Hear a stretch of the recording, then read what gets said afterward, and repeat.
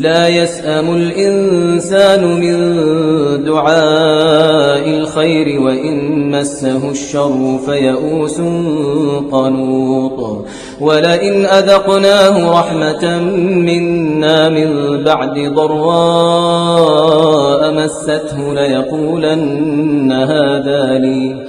ليقولن هذا لي وما أظن الساعة قائمة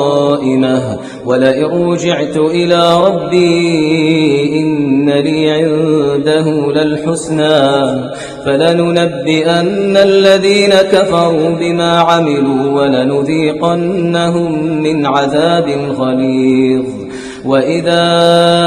أنعمنا على الإنسان أعرض ونأى بجانبه وإذا مسه الشر فذو دعاء عريض